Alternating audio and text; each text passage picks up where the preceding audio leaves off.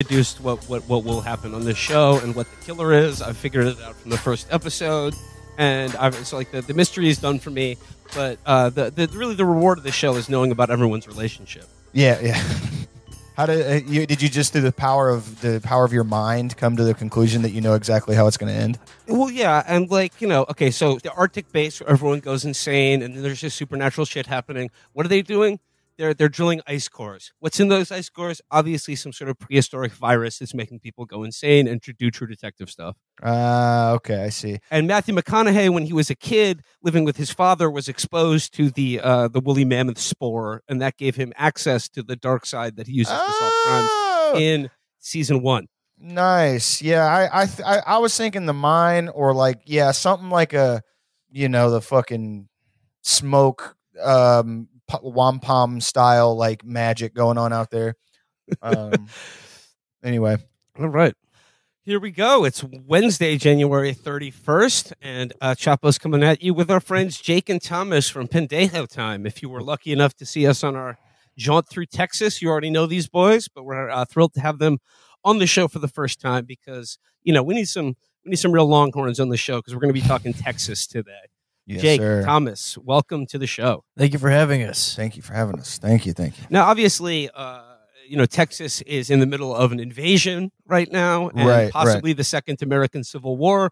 So I'd like to get your guys' thoughts from the front lines. But before we get into the Texas-related news of the week, I would like to talk about something that happened the other day that's been getting some news coverage. I am referring, of course, to the nation trauma dumping on Elmo.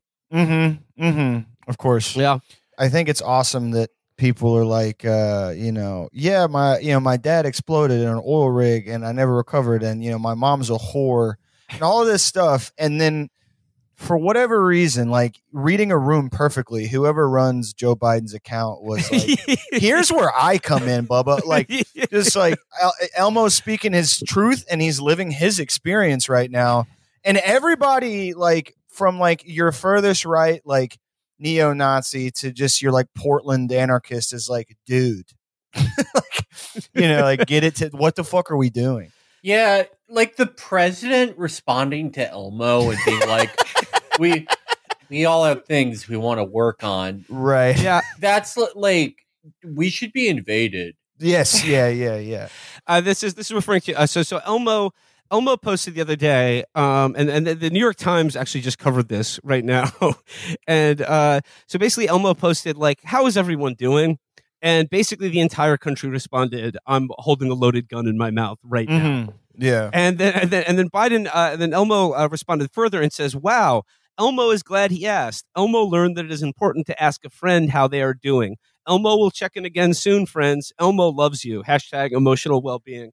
And then the Twitter account of the POTUS, President Joe Biden, quote tweeted this with, this is obviously not Joe Biden writing this, but it says here, I know it's hard. I know how hard it is some days to sweep the clouds away and to get to sunnier days.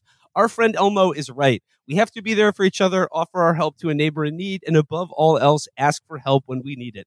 Even though it's hard, you're never alone. Yeah, this is a guy who had to take 3 a.m. calls from both of his sons for 20 years as they were blowing down big ass rocks in Best Westerns, and he's like, looks, I know what it means to hurt. You know what I mean? I know what it means to suffer. It just makes me laugh.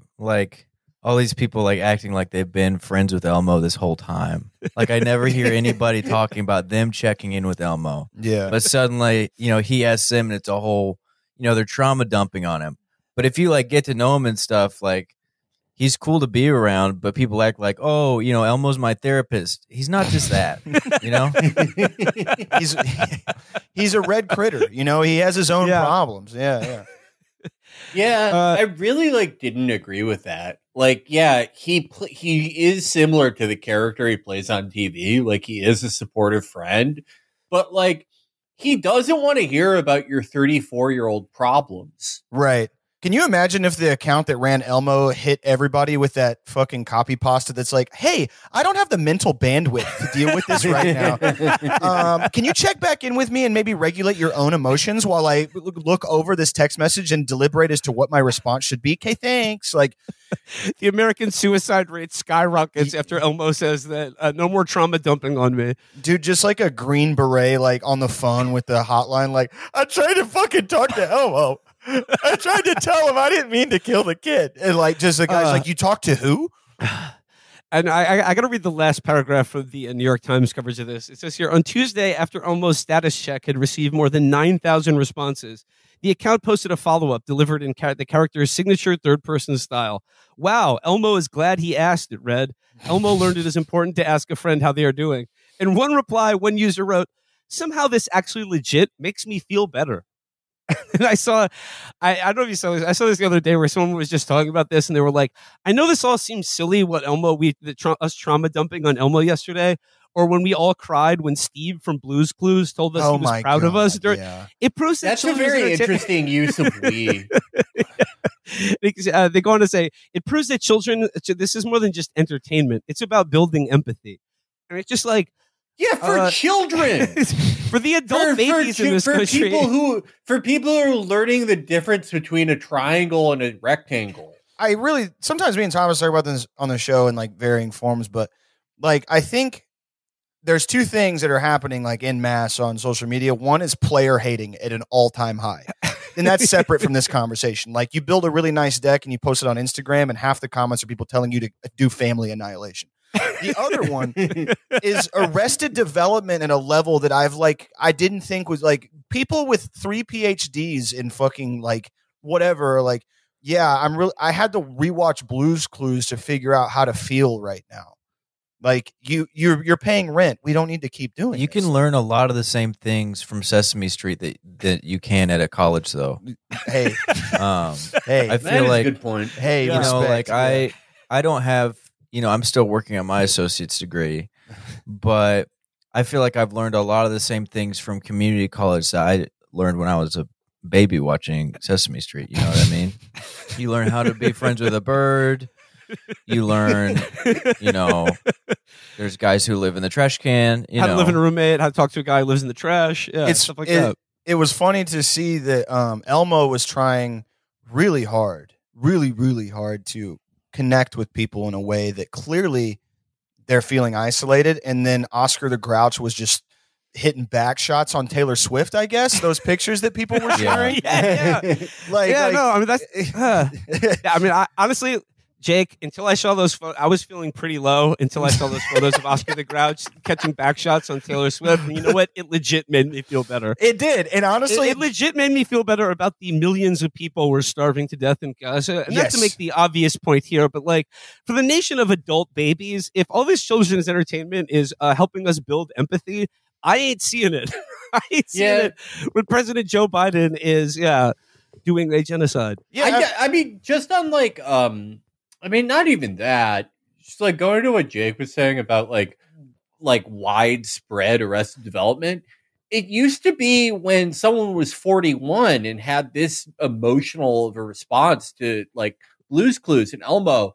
That was someone who like accidentally killed a woman by hugging her too hard. Yes, yeah. You know, like that was a type of, you know, you knew what you did with that type of person. You know, like, but now that's like a guy who pays taxes. Mm-hmm. Yeah, and it like permeates everything. Like it's an offshoot of the therapy speak people, like the armchair psychology guys, and then like nostalgia black pit people who just like created this weird vicious online conglomerate of people that are like, yeah, my mom's suicide's really been getting at me, so I've been watching Bear in the Big Blue House. Like,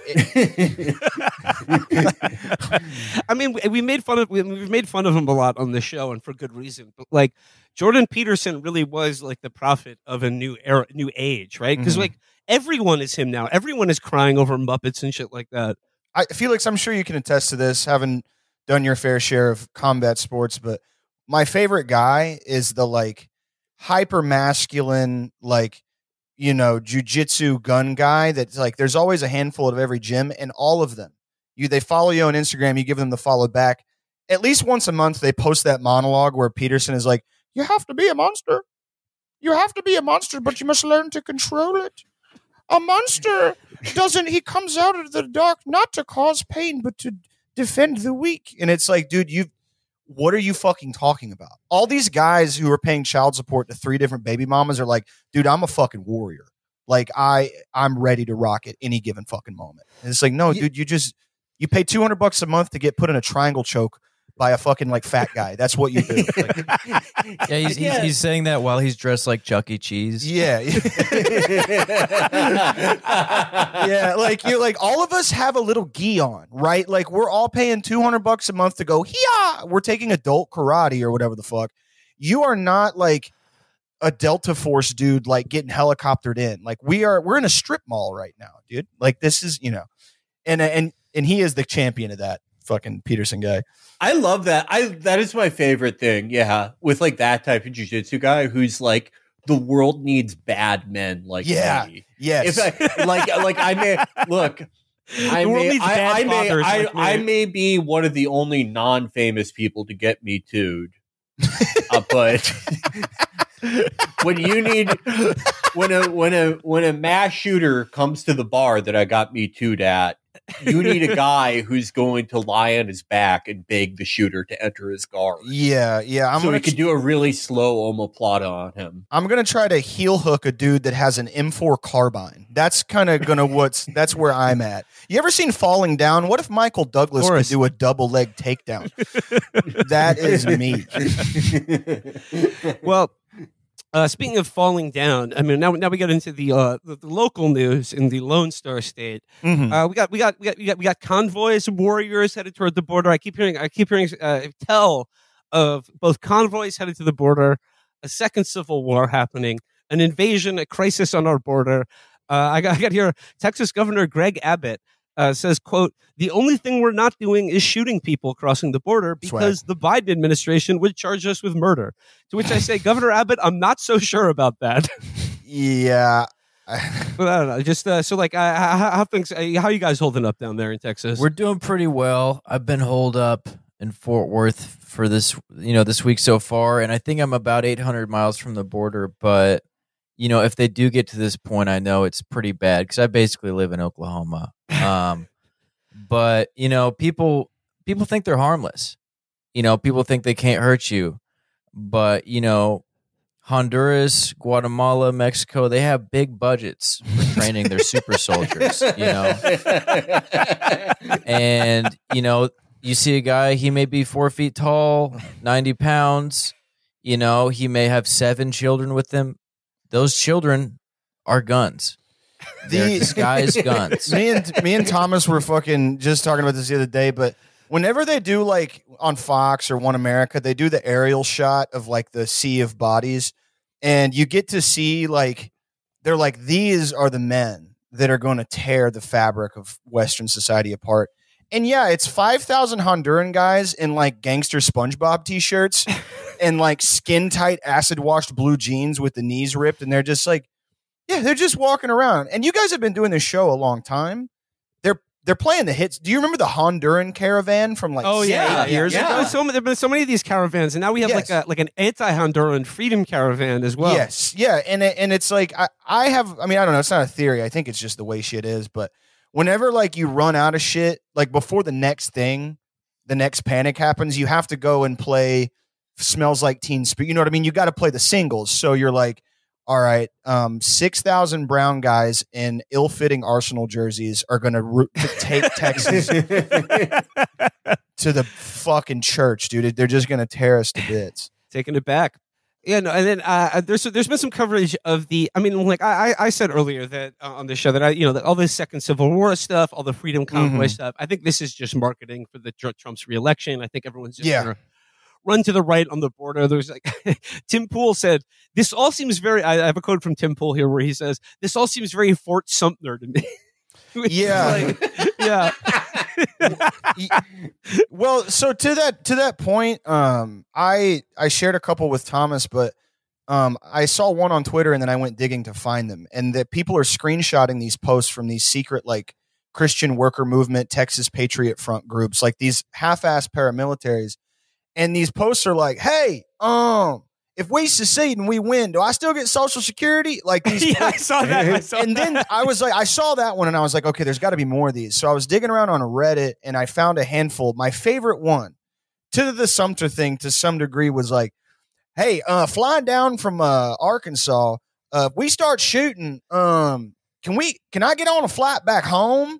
Like these guys, they want to do revolution. Like I got work on Tuesday, so if I fly out Friday and I dome a couple Army Reserve boys, because my boss, I'm already in trouble. Like they want to do war, but it has to be the way that you take your Harley to Sturgis. You know what I mean? Like it's just you bring the war in on a trailer hitched to your SUV. Exactly. A little war on the weekend, and then you go back to work as a dentist in Missouri or whatever. Exactly. Like your wife is like, "What are you doing, honey?" And you're like, "Oh, I'm gonna go aim my gun at the cops, but I'll be back on Monday."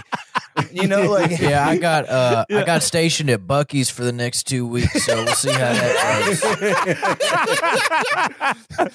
Well, this is an account. Fedsurrection looms large as Army of God protest convoy heads to the border, and like basically like this thing is already a mess because like I mean they've already like kind of descended into like dueling accusations of being feds. Yeah. And it says here, by noon Monday, after a few hours on the road, the convoy had amassed just a few dozen participants, so far predominantly men over the age of 60. Mm-hmm. The convoy's promoters promised over 700,000 participants. The low numbers could be due in part to conspiracy theories riddling Telegram channels for the convoy. Would-be participants expressing fears that the demonstration could be a psyop or honeypot spearheaded by the federal government and undercover agents with the goal of ensnaring right-wingers into a violent event. I have 3 former associates doing lengthy prison sentences because of the J6 setup, one person wrote in a Telegram channel. I know firsthand, even if they don't have charges they can pin on you, they will make some up. And you know, I mean, it's fun. Yeah, it is fun to imagine. But like, can anyone say with any shred of a doubt that like half of these guys aren't federal informants? Well, yeah, like the Whitmer plot, January 6th. Like it just slow drips out that like if it wasn't somebody who was 900 years old trying to take an Instagram photo of him like shitting in Nancy Pelosi's trash can, then it was a Fed. You know what I mean? Like the boomer conservative guys that were there because their car dealership was closed for the weekend. And then everybody else was a Fed. Same thing with the Whitmer thing. So I think their fears are not unfounded or whatever. But again, if you want to do war, buddy, you got to be willing to maybe go to jail. I guess, you know, like just a little bit. This is for you, Thomas. This is from an account on Wired. Here it says, almost immediately, one of the vehicles in the convoy got lost. According to messages posted in the Zello walkie-talkie app that the group is using to communicate while on the road.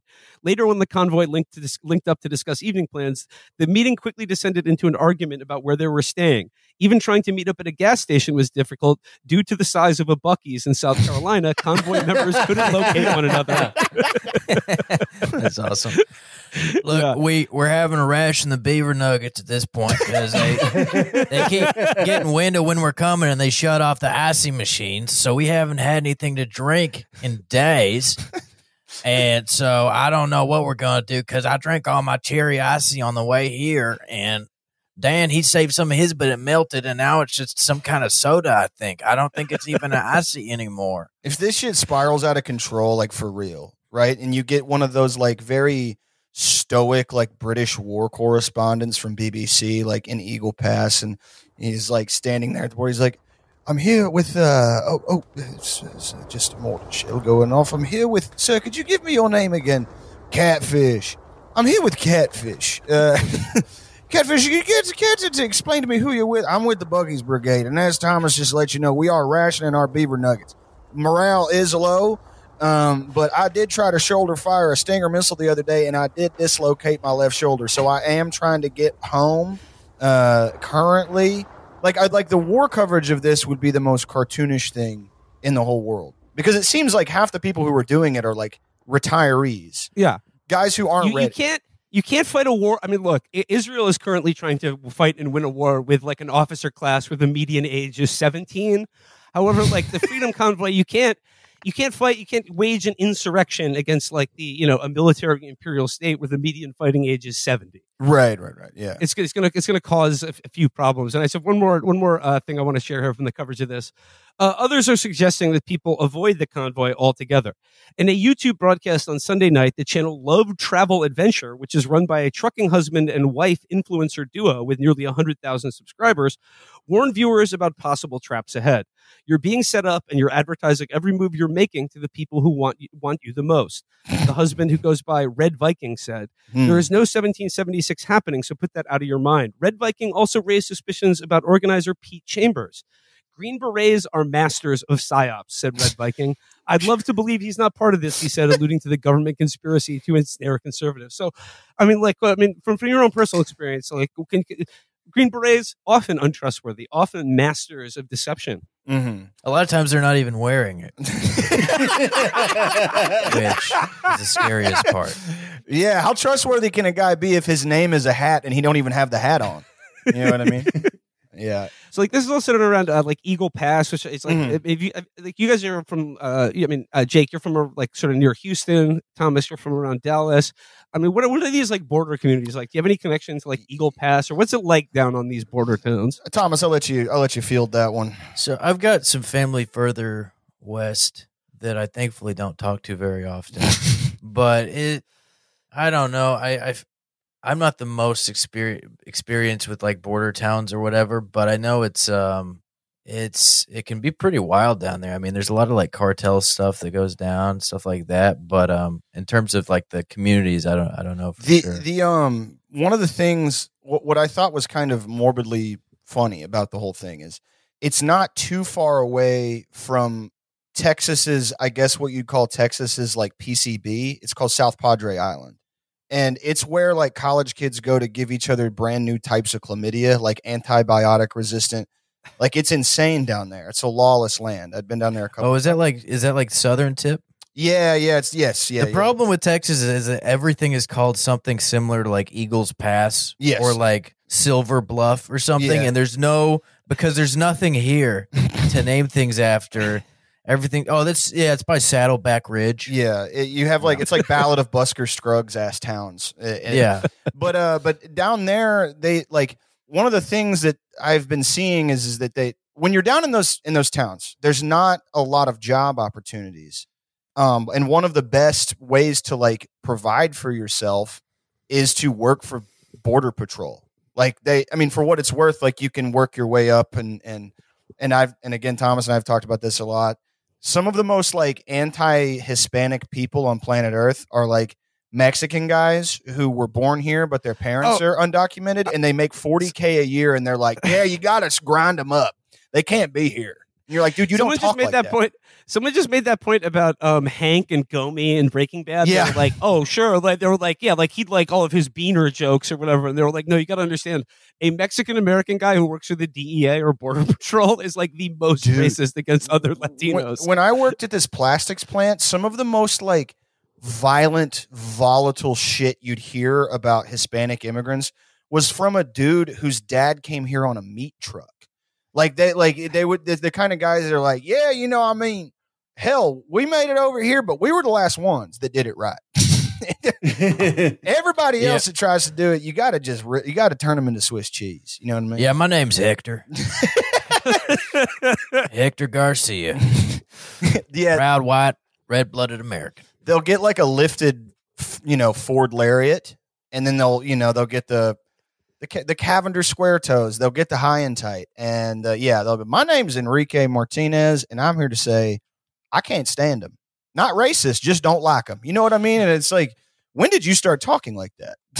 Not to say you should have an accent, but yeah, it seems from my outside perspective, only having been to Texas once, what I have picked up from the news, Border Patrol seems to be half those guys. Mm-hmm. And then the other half of Border Patrol agents, I've actually picked this up from YouTube videos about this type of thing. They seem to be guys who get caught in the most obvious pedophile stings of all time. That's everything I see where it's where it's a 53-year-old man is talking on the phone, and he's like, I'm a 12-year-old girl whose parents are out of town. Yeah. The guy on the other end who like comes to the house and gets arrested is probably 4 times out of 5 is a border patrol agent. The guys who get arrested like in a prostitution sting because like the working girl they tried to solicit was wearing a sailor costume and licking a huge lollipop. Yeah. There's a third secret type group that is not necessarily unique or exclusive to Texas, but it's guys who, like, for whatever reason, either due to physical fitness or like mental problems, like could not be infantry in any branch. So they'll get down there and they're like, I've seen a couple videos of the guys who like go and they destroy like water hideout rations for immigrants. Yeah. And they go, and every interview they have, it's like, yeah, you know, I was going to be a Marine, but I mean, you know, they want you to be able to do push-ups. And I ain't never. These are the guys that couldn't master the Al-Qaeda monkey bars training setup. Yes. Yeah. Well, dude, you don't have to. I was like bored, and this is, you know, slightly irrelevant. I was bored. The town like 10 minutes south of me, New Braunfels, beautiful place in the hill country. To be a cop there, they had their physical fitness requirements on, like, and you're probably maybe 3 hours close from the border there. It was not kidding, man. It was 30 push-ups in under 2 minutes. It was 50 sit-ups. And then you had to be able to run a 13-minute mile. That was like the base. And now I'm not saying that, you know, whatever, but like, then you do all that and they're like, here's a Glock 9 and here's a car, you know, and a bulletproof vest. 13-minute mile? What are they trying out for the fucking Olympics? I was like, damn, that's pretty good. That's it. That is like, I feel like a 13-minute mile is like, that's part of the test you give to a 75-year-old to see if they could still be allowed to drive. Yeah. It was kind of like insane to read all that and be like, dude, like you do all of this and then you just get impunity. Like you have the physical fitness of a guy who is like about to enter hospice, you know, for some terminal illness. And you're like, all right, yeah, I get to fucking crack some skulls. Yeah, if you perform as good as the scene kids in gym class on the day we ran the mile, you can kill pretty much anyone. Yeah. Well, pretty soon they're going to get rid of all of the physical fitness requirements. It's going to be like, if you can match the shape of this block into the hole it goes into, you can have impunity. Well, I mean, you mentioned impunity to kill people. And I don't know if you've been following the case with this guy, Daniel Perry in Texas, the guy who killed that protester, and now the governor wants to pardon.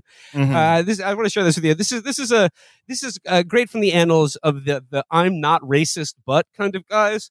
This guy's social media posts have been made public record thanks to disclosures in the trial. Headline: I am a racist. Yeah. Daniel Perry's social media posts reveal racist comments, anti-protester. I just want, like, there's some great examples of posting here. It says, the post unsealed included messages such as Black Lives Matter is racist to white people. It is official. I am racist because I do not agree with people acting like monkeys. Perry. Perry also posted June 1st, 2020. It is official. I am a racist because I do not agree with people acting like animals at the zoo. And then it just goes on where he's just like, I suppose I'll get called a racist yet again for comparing black people to monkeys at a zoo. Jeez Louise. Yeah. He needs to talk to Elmo about that.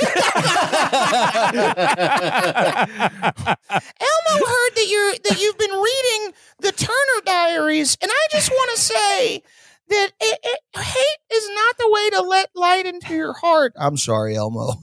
I was going to do the Oklahoma City bombing, but instead Elmo, their music is so loud. Have you tried asking them to turn it down? That might help, Elmo. the elephant that's like a junkie. He's like, Elmo, we can't say that word anymore. It's not for us to say. They're coming for my job. Don't you work at a movie theater?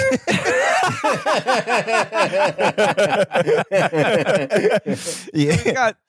We got looming second civil war. We have like the governor seeking to grant random posters, the Facebook guys, the ability to kill protesters.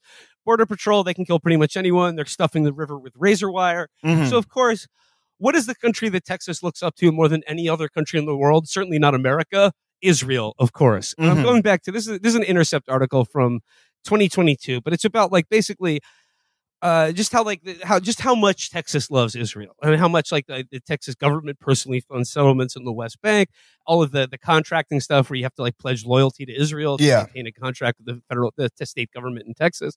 But I just want to read this quote here.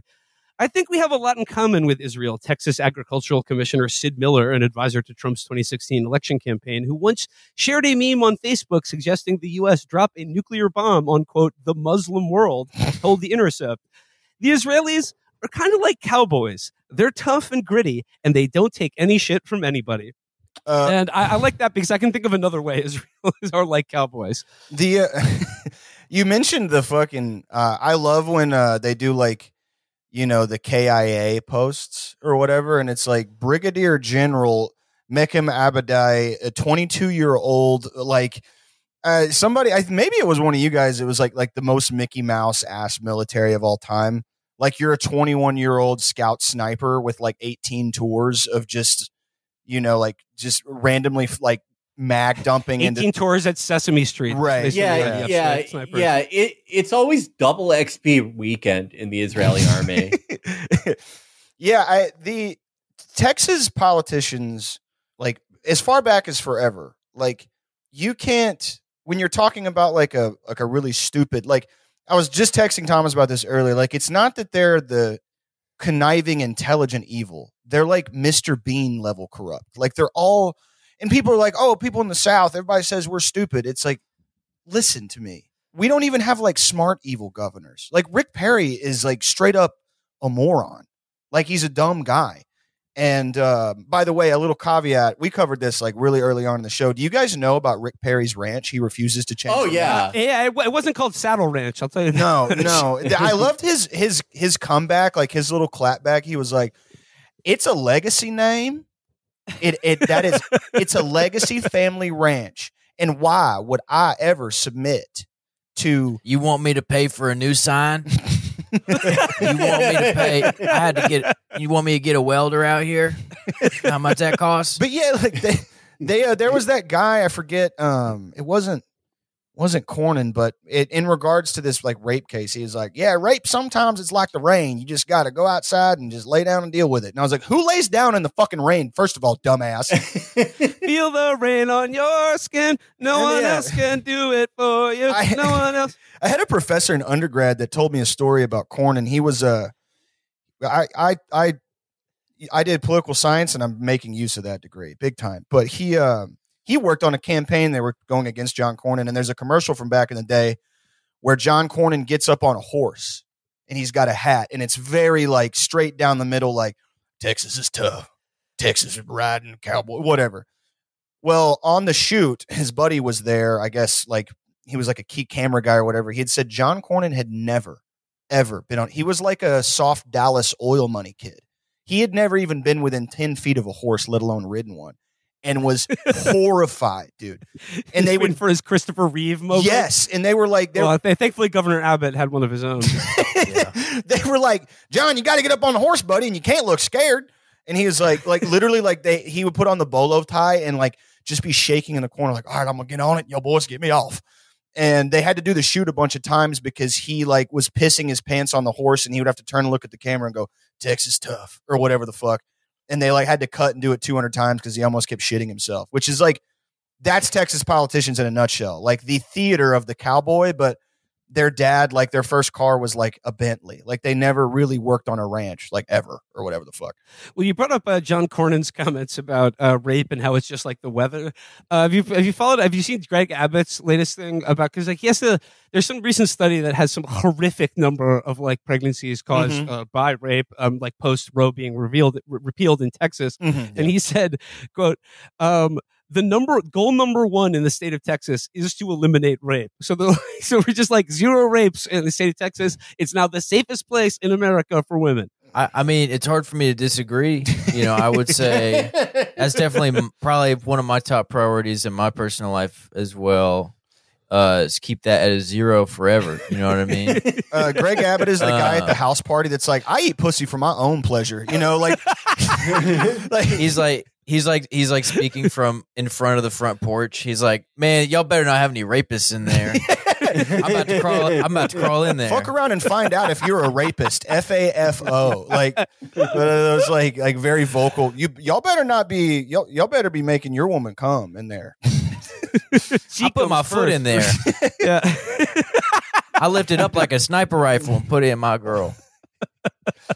It's the cowboy way. Part of me wonders if him, like guys like that and DeSantis, also ripped to the boy, you know, like I want to know their motivations. Like obviously, like they're politicians and they're right wing guys and whatever.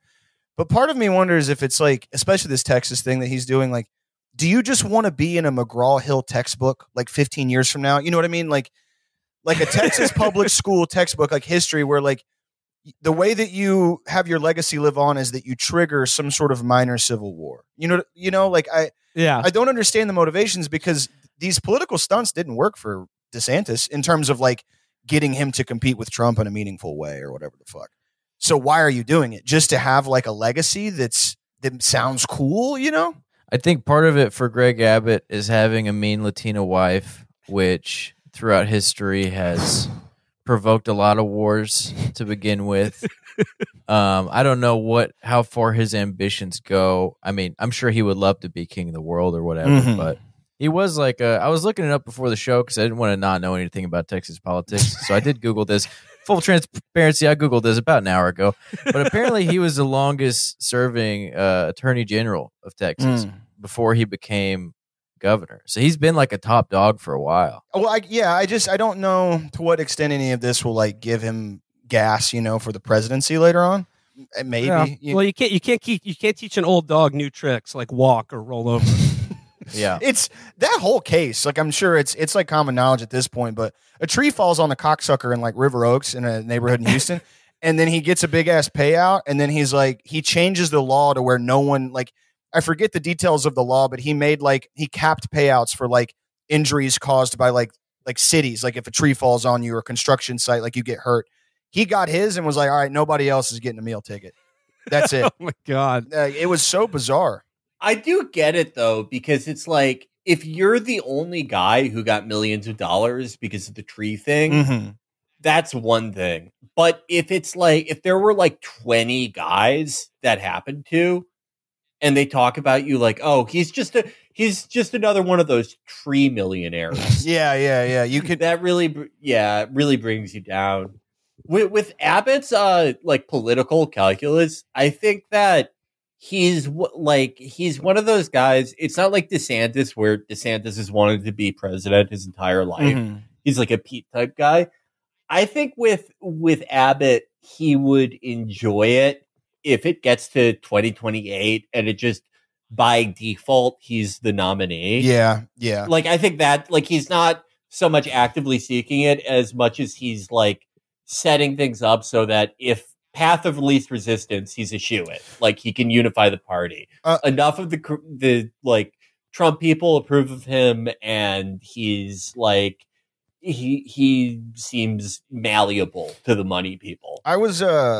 I remember when I was in college and Wendy Davis was running against him, and I pissed off I wouldn't call him a friend. We had a lot of classes together, and he's that type of, he's Ron. Like when we were in college, by the way, huge frat guy, like a keg stand, like butt chug type dude, but then graduated and is like, I got to work on my political career. So he went to like Navy OCS and then like the shittiest law school in Houston. But anyway, I digress. He was posting on Instagram about working for the campaign. And I commented on the thing. I was like, nice job, Pat. You're really, really doing something good here. I stand with Greg Abbott. # stand with Greg Abbott. And dude, he like messages me and is like, this is not funny. By the way, same guy who like during like the 2012 election was like posting like old pictures of like the hang in there Obama, like very much, you know, like the political humor was like 2008 conservative type, you know? And yeah, after that, this is safe to say he was like, it's not funny. He can't walk. And I was like, look, civility goes out the window for me if you suck dick as a guy, you know?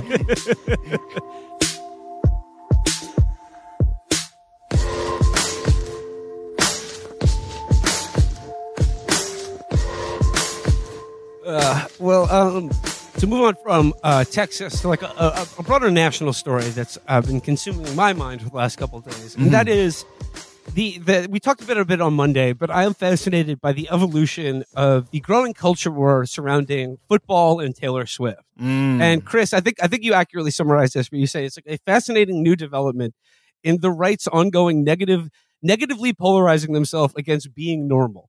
And Jake, I think you were talking about Owen Benjamin earlier today, where it's just like they've gotten so far down the rabbit hole. It's like liking women and football is gay now. Yeah, that's gay. Yeah, well, they can't. The hypermasculinity thing has made it to where Nick Fuentes said this on his stream, and it was one of the funniest things I'd ever heard. But he was like that exasperated, whiny, nasally thing he does, where he's like his hands are above his head, and he's like, the gayest thing you can do is love a woman. The gayest thing you can do. The fucking guys. Seriously, you're texting a woman that you love her and you want to stay at her house? That's fucking gay. And I was like, oh, dude, these guys are like Ernst Röhm levels in the closet. Like fucking, like these guys, like for all intents and purposes or whatever the fuck, Travis Kelce and the Taylor Swift thing, like that's your homecoming prom American fucking couple. They should be like, yeah, uh-huh. But he got the vaccine, so he's a homo. And Taylor Swift makes music for like liberal millennial wine moms, so they can't. Yeah. It doesn't work for them or whatever. Like this dichotomy that you're talking about, I think was ably summarized by friend of the show, Ross Douthat, who tweeted this the other day. A proposed screening question for the next GOP administration is Swift-Kelce. A sweet thing to watch and maybe be the last best hope for America. We need them to marry and procreate. Or B, a psyop to get NFL fans to get booster shots and vote for Democrats. So which one is it? So let me throw it open to the floor, gentlemen. When you think about the football player cream pieing the pop star, does it make you feel good or bad inside? Thomas, you got it, baby. I do like to think about it. You know, when I see them, like when I see her like run on the field and stuff, and like they just hug, and I see how proud she looks of Travis, and I think about how far they both come in their careers. Mm-hmm. I remember when they were both little kids, you know, and I'd see them, you know, running around and doing their thing, and I just think someday they're going to be big. You know, now I see it happen. It just brings a tear to my eye. I was telling Travis the other day, I said, I want to be in the room. You know, I want to be in the room. I want to smell the whole thing going on. And he just dapped me up. He said, brother, I love you. And I said, I love you too, man. But I get why some people don't vibe with them because they don't know them like I do. Yeah, you know what I mean? Of course. They're just delusional. There was also an aspect of the whole thing that, to your point, Thomas, that this over-sexual, like Owen Benjamin and those guys have gone like Matt Walsh, you know, they're like, oh, this 30-year-old woman, this 30-year-old A-lister, Margot Robbie, Taylor Swift, she's hit the wall. She looks like shit. She's old. She looks like my grandma. Woof. And it's like, hey, dude, I know what kind of guy you are. You are a dude who, if it was cool to have sex with 16-year-olds, you would line the fuck up like at the Apple store. Like you know what I mean? Like, and I saw people and Jake, they always couch it in terms of like Taylor's 34. So realistically, she could only have 2 or 3 kids in the time she has left. So she's pretty much worthless. They understand. And it's just like, are you really concerned about her She's going to make a horrible housewife. She's a billionaire. Great. She's not going to be a good mother. Yeah. Well, I mean, like, that's the other thing that I like about this is just like, we're through the looking glass here, people. The NFL and Taylor Swift are engaged in a multi-billion-dollar influence operation to get you to like them and identify with the product that they're selling. Well, Biden wants to, did you see that article? He wants to he wants to get the endorsement. Yeah. I think people are just mad because Taylor Swift is finally dating a black guy.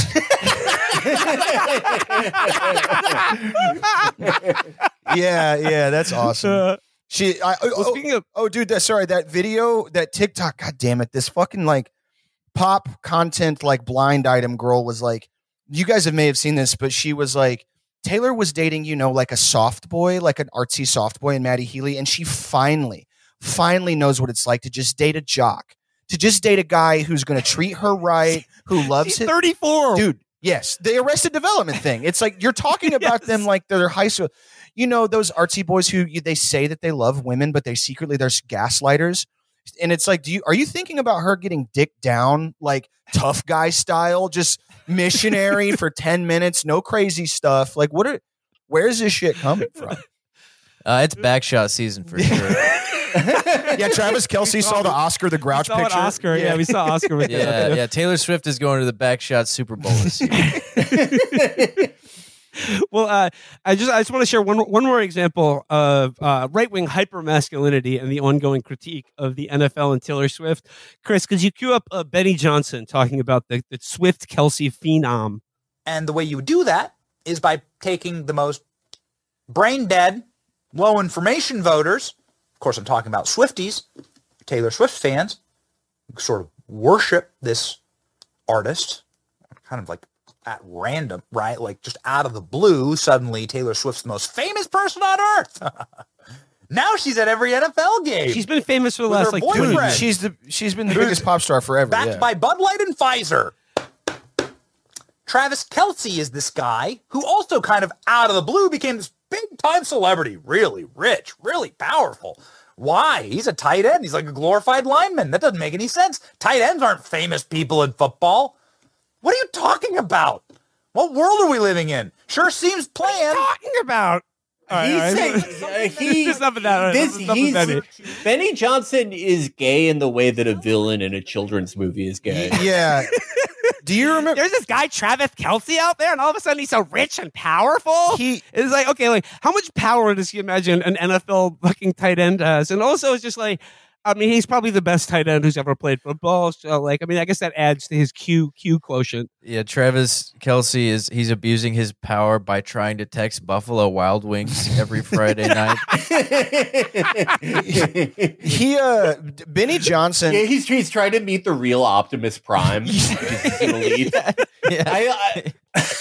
I love the Benny Johnson video, like all his video content, because like for this one, I mean, the worst thing about all this is conservatives finding the word psyop. I was literally, yes. I know, you said that. It's ridiculous. They're talking about annoying. advertising. Just thinking. Yeah. Like, yeah. They have well, because it's just like because the way you describe a psyop, like everything sounds like a psyop because we live in a world where like marketing to us is like ever present and like brands and we're very much like our opinions and sort of perceptions are like massaged by like people who want us to affect our behavior and get us to buy things.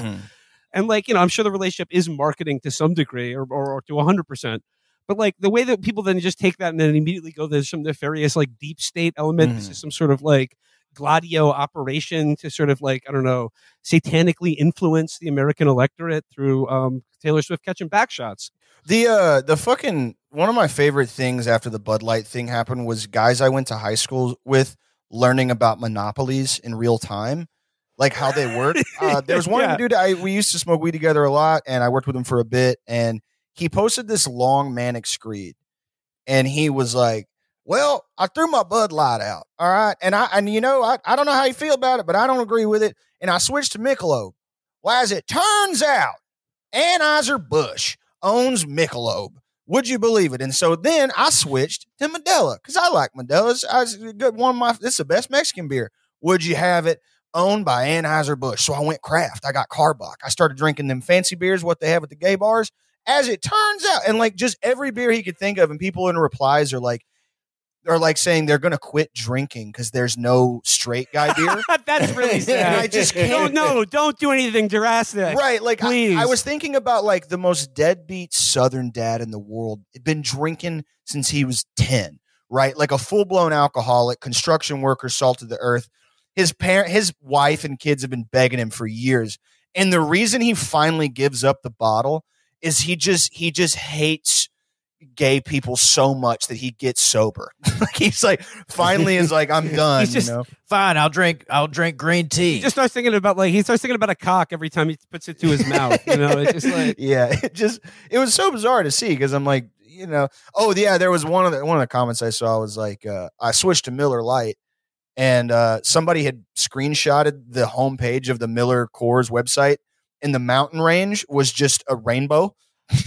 And people in the comments, this was an article, not the same post. People were like, "Well, what do we get to have? Like, what are that guy that came up with the ultra right?" I was just talking about this with Brian on Guys. He invented the ultra right conservative light dad beer. Have you seen that? Yeah. It comes. What is it? Was it $30 for a 6-pack? It's like $48 for a 6-pack, and they always arrive with like 2 of them leaking, and all the reviews are like, "It isn't good." And I've been shitting like clear yellow ever since I drank it. But it's not supposed to be good. It's sort of like conservatives. We used to talk about conservative Nanette, but it's all Nanette.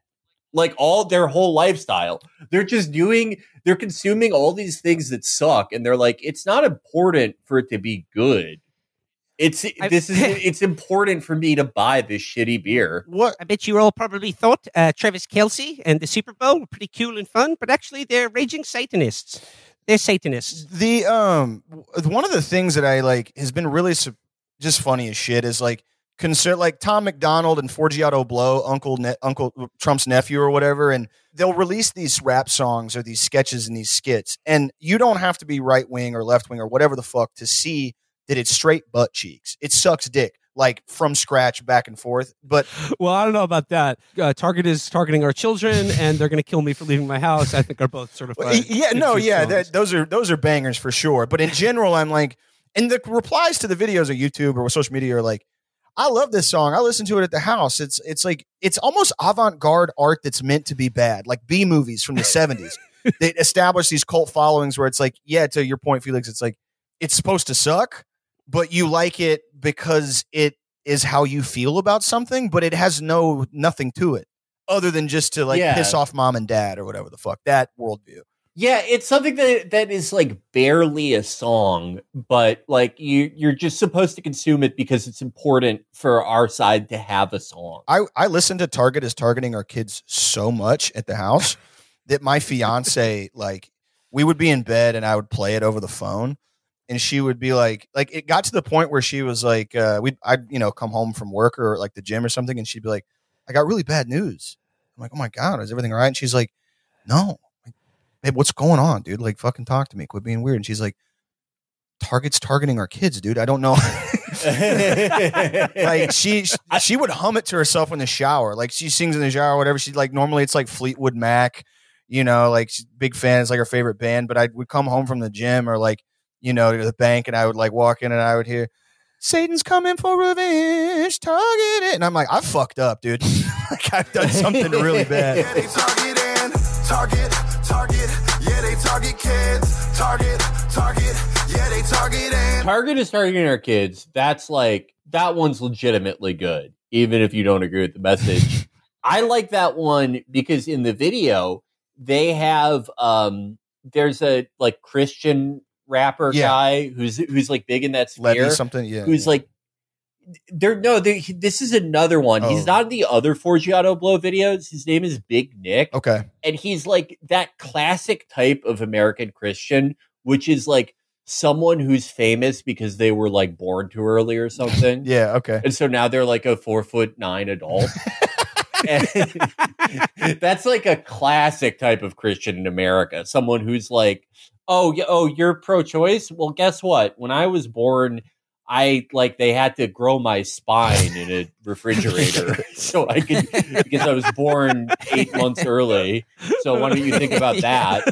And it's like, what point are you making? Thomas, but those guys always become like Christian celebrities. Thomas and I have talked in depth on the show about when we were young and growing up in the church. Thomas, you have a funny story about this, but like pretending to like Christian rap and rock so I could like maybe get a hand job from my girlfriend in high school. Like we all go to youth group together. So you're like, oh, we're going to go see Lecrae. Do you want to come? And I'm like, just so horny that you're about to go blind. Yes, I do. Yeah. And you're like, yeah, this guy, I listen to him for sure. You know? Yeah, this this new Andy Mineo drop kind of hits different. There's just something about it. This is a perfect segue into another man who was raised very religious, who is currently trying to cope in the world. The last thing I have for you guys today is, of course, the fans would crucify me if I didn't bring this up. But long time, probably our number one favorite guy on the show, Rod Dreher, did weigh in on Taylor Swift and Travis Kelce. And like, I don't want to overhype it, because it is basically a 30,000 word essay, mostly digressing about for him talking about a book he read called Among the Thugs, which is about soccer hooliganism in the UK. It's actually a book I remember reading in high school and quite liking. Most of the piece is just him contrasting British soccer hooliganism with the Swiftie phenomenon. But there's a few choice nuggets from Rod's Mind Palace that I think is worth including. So he read that book because he thought it was about Boosie's butt thugs. So this is if you'll indulge me here, this is Rod Dreher writing on his Substack, Among the Swifties, why the holy war between Donald Trump and Taylor Swift is not as stupid as it seems. Beautiful. Okay. All right. So the first paragraph is, did y'all hear that Donald Trump and his team have declared war on liberal Democrat lady Taylor Swift? True fact, Jack. I have zero interest in Swift, her music, or her politics, but I have enough sense to know that she is the most popular pop star on planet Earth right now. Chances are the kind of people who would vote for Joe Biden because a pop star told them to are the kind of people who would vote Democrat anyway. But still, why do this? Why pick this fight of all fights? I feel like this rest of the year is going to be a long series of we could have had DeSantis moments. No, you fucking couldn't. Stop. No. Stop this fucking.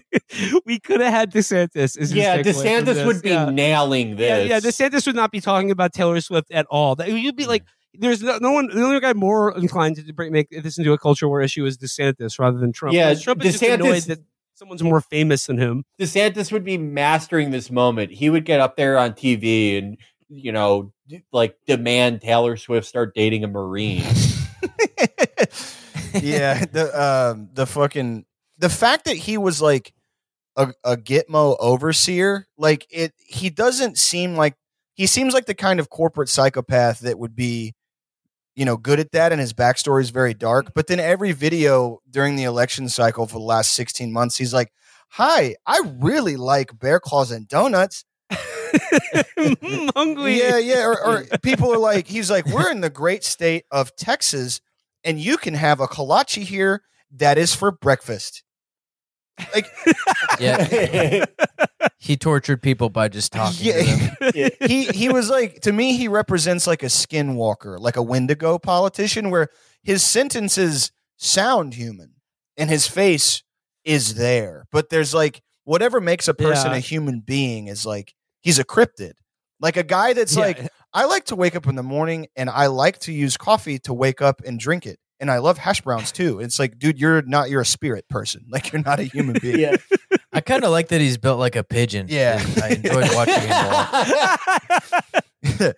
I mean, I think he maybe walks like that because of the lifts he's wearing. That's so sick. Yeah, there is something very pigeon-like about Ron. I loved all the videos where whoever on his campaign set up all these things, all these events where Ron could meet his greatest enemy, children. You are whatever sleeper agent in the campaign did that. God bless you. Like, he would not. He would have still dropped out when he did if he didn't meet all those kids. But like, that did not do him any favors, because every time he would meet a kid, it's just like a 5-year-old kid one of those kids who's like red all the time, silver teeth. They have those types of silver teeth.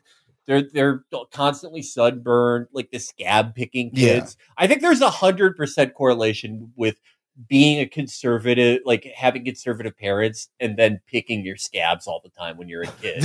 But they would, they'd have to go up and shake hands with fucking Ron DeSantis, and he would be like, "Hey, nice to meet you. Oh, good. Yeah, good. Okay."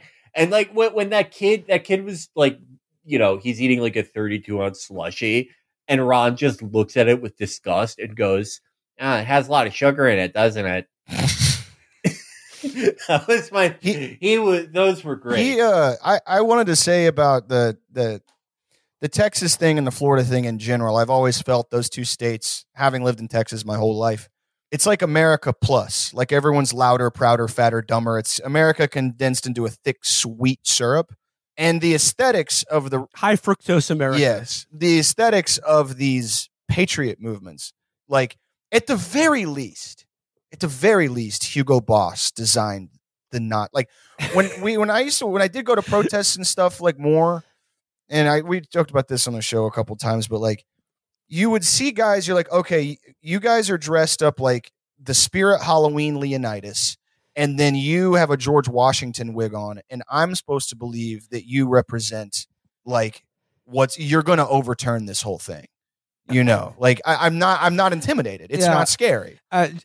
Jake, to your point about how Hugo Boss designed the Nazi SS uniforms, I mean, I had a similar thought when I was reading the Joe Biden Elmo tweet, because I was just like, could the guy doing a genocide not be this fucking bait? Like, could he not be talking like a baby? This would be like if Adolf Hitler were like responding to like a letter written by Hansel and Gretel and Der Stürmer being like, keep it up. You'll get out of that candy house eventually. Stay strong and love each other.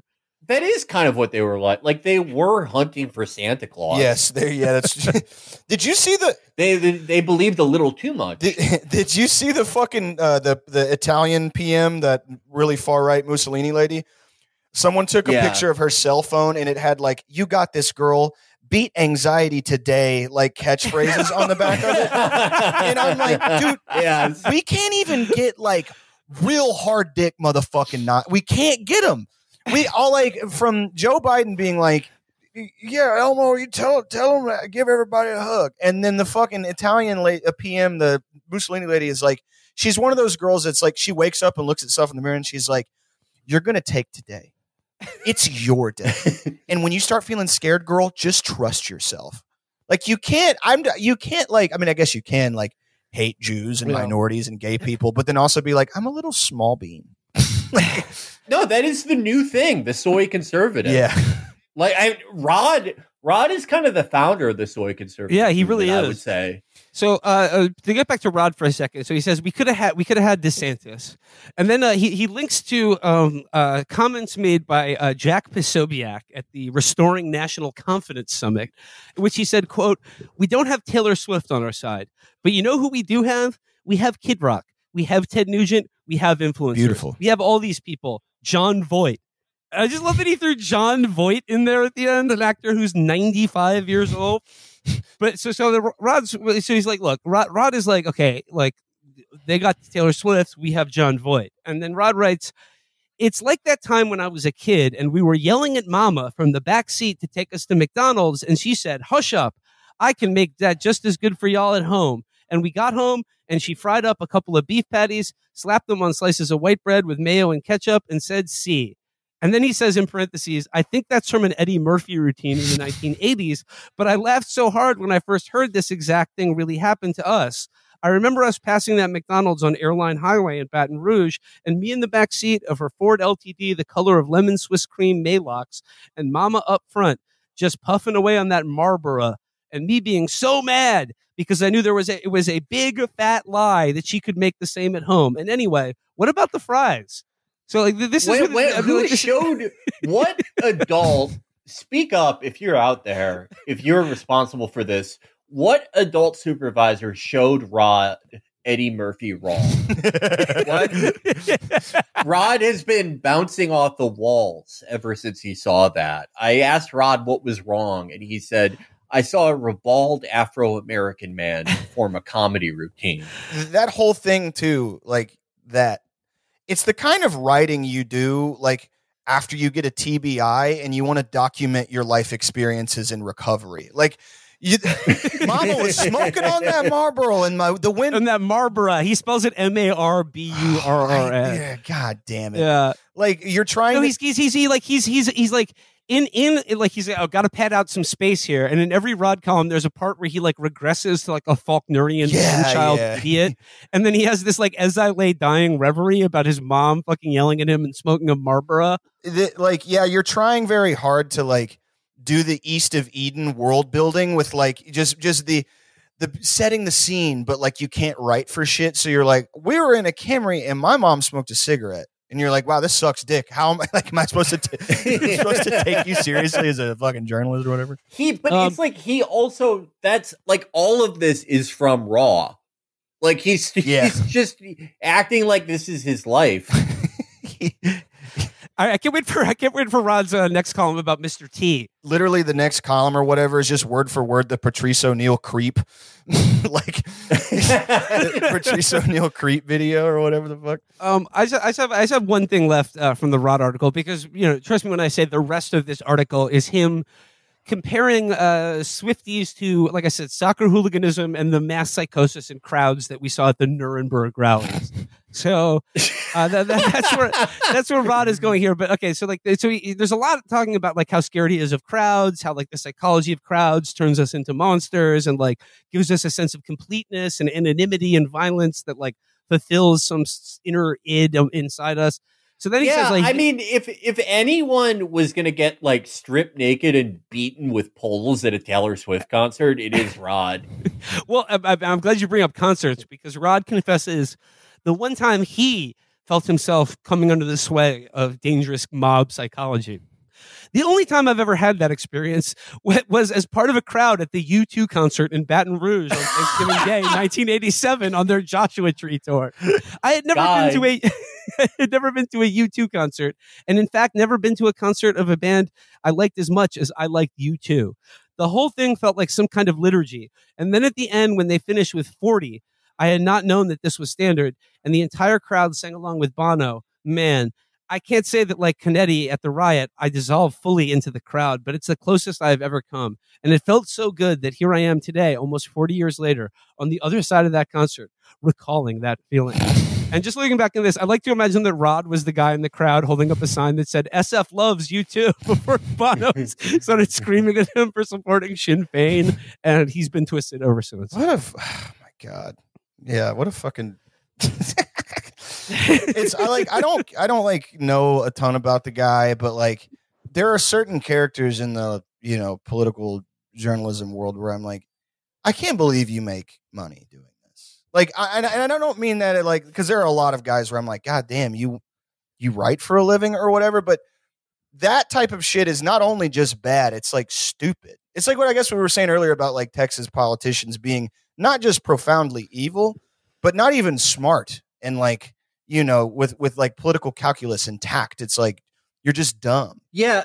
With Rod, it's that he's experientially dumb. You know what I mean? It's like he is so deprived. He is like someone who's been kept prisoner for 45 years. And like that would be one thing. There are a ton of people like that, but most of them aren't like Rod and don't want to, enforce their beliefs on 90% of the world. Mm-hmm. It's just like, it's especially obscene for like, a guy, if you had him, I don't know, sit on a dryer or a washing machine and he'd instantly come so hard he'd have to go to the hospital. That he wants to like, tell women if they can have abortions or not. Yeah, I feel like Rod Dreher is like if Kaspar Hauser emerged from the basement and started advocating that all children be raised like him. Yeah. Like one of the frustrating things about like, I guess guys like that and him is like, the new crowd of like right-wing journalists like Jackson Hinkle, like these guys, like so many of them, it's just content. Like Rod does it for the love of the game, it seems like. Oh yeah. Because like he's not putting content out. This is like 20,000 words he wrote on right. This, and he does this every day. Like Hinkle was like a Bernie guy 3 years ago, and he's like, damn, there's no money in this. I got to go do MAGA communism or whatever the fuck. And respect, dude. Like I remember sitting like coked out to my fucking head, like right around the time Trump was running, like 8 years ago. Me and my roommate, we were just drunk as shit, and I was like, hey, is your life bad? And he was like, yeah, it's dog shit. And I was like, me too. Do you want to start a conservative right-wing Christian YouTube channel with me and make $10 million? And we were like, seriously, it's one of those cocaine ideas, but I was like, dude, these guys are making money hand over fist. Remember when Andy Ngo would go to a protest, get his shit rocked by a social media manager, and then would start a $200,000 fucking GoFundMe? Yeah. And he got hit in the head with a milkshake and kicked up off that. Jackson Hinkle is like there's something I like about him versus the other like normal conservative guys, because you're right. All those other guys, they function the same as a court jester. Like they go to a place and like get beaten up and pushed down a flight of stairs, and then like a hedge fund guy will be like, "Here's $10 million so you can record your next beating." Yeah, but like Jackson Hinkle, you know, like in 2020, 2019, he was like, you know, he was the denim jacket and button. Yeah. You saw him and you were like, Chapo live show. Yeah, But now, but now he's like, he bypassed like regular conservative American audience. He is, if you like, you know, there are guys in Pakistan who have never met an American and they love Jackson Hinkle. Yeah. They're like, he's like Clinton in Kosovo or whatever, just like big ass portraits of him everywhere. They're like the agribusiness or like agricultural economist in Swat Valley is retweeting Jackson Hinkle 20 times a day. And I think it's awesome that he went directly for that audience. It's really cool. It shows like, I don't know, kind of like a forward thinking vision. He was like, the market's oversaturated for Charlie Kirk type guys. Yeah, I mean, it's a way I think some guys, look, everybody's got to make a buck in this country. The royal fucking scam, you know, blah, blah, blah, blah, blah, blah. But it's funny to be like, all right, I'm going to alienate everybody in my life. And the only people that are going to respect and adore me are like 15-year-old Mexican groypers. And then like guys who were communists 4 years ago, but they want to get pussy from a Catholic girl. So they started going to mass like in Williamsburg like a year ago, so they can get pussy from a girl with bangs who wears like the 1950s housewife nightgown like in public, like, you know, full blown Klonopin addiction type ladies. Like, can you imagine going to like, you get to heaven and St. Peter's like, oh, Catholic, nice, very good. Oh wait, fine print here. It says here that you did this to get pussy from a girl with anorexia. Sorry, buddy. We can't be doing this. Yeah. Shit. That is like most of the people who were like, you know, they were like democratic socialists or social democrats and like went hard right because 2020 drove them insane. It is mostly that, right? It's mostly like just the dumbest 26-year-olds on earth. People who are like, you know, I used to, you know, I stopped drinking 28 beers a night and started praying to God, and I've realized that my life is better. Like just, people who have all those like stupid revelations that all 26-year-olds have, except they choose to make theirs political. It's Jackson Hinkle though is, you know, do you ever do this thing where you like accidentally click on like a guy in India's profile and you just spend an hour on India, like not even like just a specific city in India, their Twitter? I've done, Every time I do that, where I'm like, what's going on in Gujarat?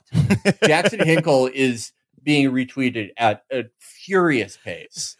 You have to know your audience. I guess like those guys, because you know the whole like, well, you get conservative as you get older. I was told that my whole life or whatever. There's like that. There's the contrarian thing. And then I think there's people who's just like, politics is like an accessory to their vanity, like a handbag or something, or like a new car. Yeah. So they don't want to be gauche. And so social democrat, denim jacket, you know, whatever, that's gauche. What's cool, it's a new thing. I don't know if you guys have heard of it. It's called being Catholic. And it's taking the world by storm. And you know, it boggles the mind almost to be like, you know, me and Thomas, we would joke like, maybe we should go back. I wasn't raised Catholic. I was raised Southern Baptist. I think, Thomas, you were Church of Christ. There's no Baptist. Yeah. No, there's no aesthetic movement. Protestantism is just white walls. So the Pope is their Elmo right now.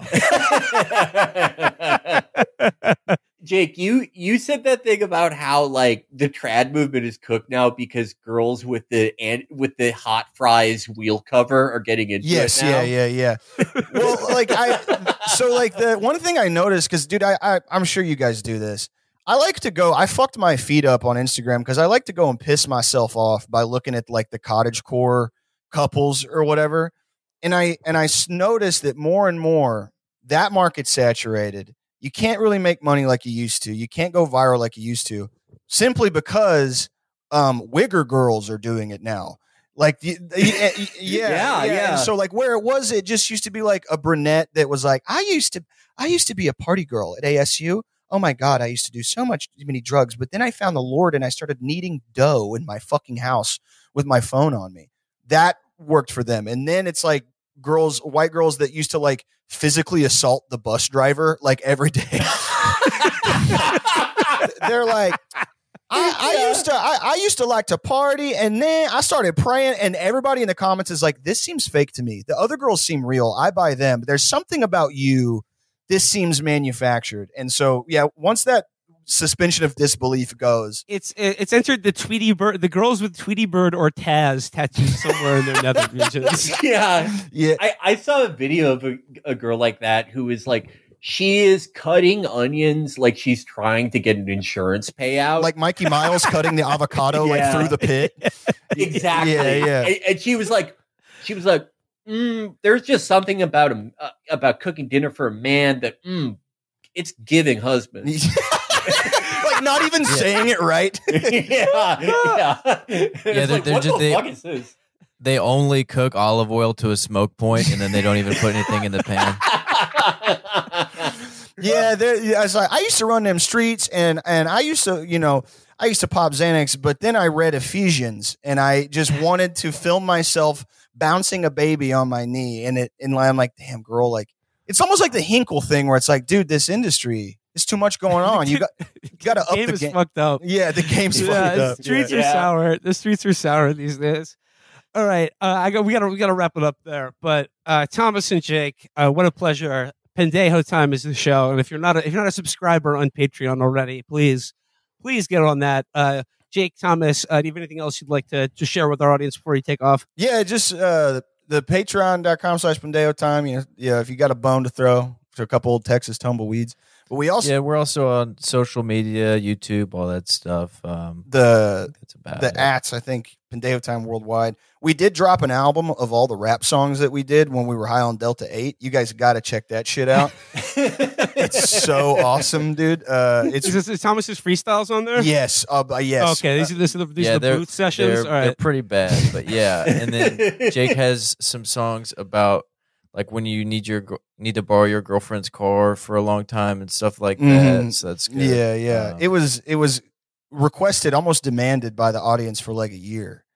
And I was like, all right, I'll throw it together and put it on. And I made it free. And then people were like, it's incredible. And I was like, hell yes. Yeah, check that out. I don't know. Fucking. Yeah, thank you for having us. Thanks for having us. Our pleasure. Tap into Pendejo Time, everybody. All right. Till next time, everybody. Bye-bye. Bye-bye. And I'll be Texas bound.